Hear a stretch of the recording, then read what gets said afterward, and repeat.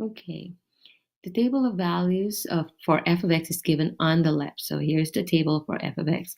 What is the y value of the y-intercept of f of x? If we cannot visualize where the y-intercept is from the table, then I suggest that we graph f of x first on this axis. So we'll do number 14 first. So negative 5 is right here. Negative 4, negative 3. Negative 3, negative 1. Negative 3, negative 1. Negative 2, 1. Negative 1, 3. 0, 5.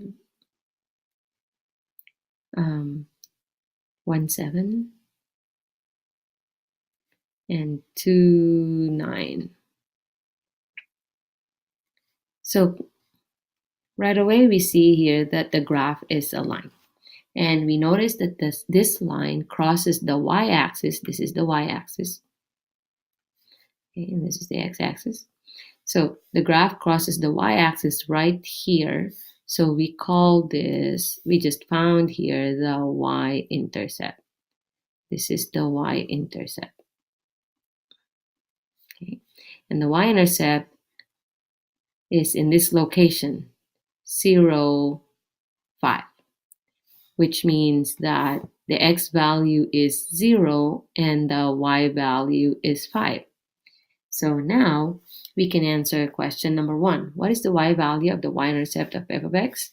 The answer should be 5. Now number 2, find the first difference of f of x. All right, make sure to determine whether the function is decreasing or increasing. So negative 5 to negative 3. So if you're starting at negative 5, so again, we can use the coordinate system here. So we were at negative 5 on the y, and then goes to negative 3. So that means going up by 2. Okay, negative 3 to negative 1 is also going up by 2.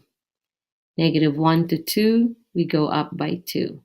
1 to 3, go up by 2.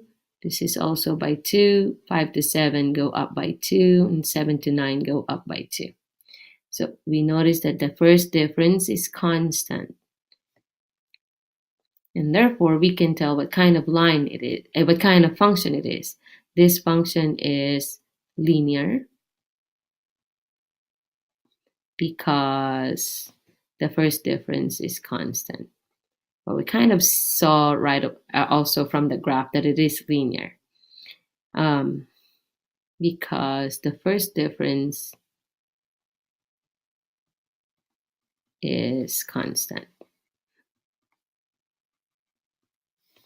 Okay, now what is f of negative 4? F of negative 4 is, okay, so we have to look in the table. X is negative 4 right here, and the y value is negative 3. Therefore, f of negative 4 is negative 3. And what is f of 1? F of 1 is right here.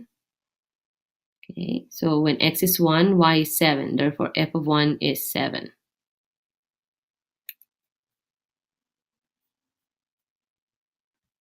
Okay, so let's see if we can answer one more question here. Now, in here you are asked to find what is the average rate of change of f of x over the interval negative 4, 1. So that means what is the graph doing from negative 4 to positive 1? And now here's negative 4. Okay, let me change this. Maybe green. Okay, here's negative 4. So let me just mark the boundary. This is negative 4. And here's positive 1. So in this section, what is the graph?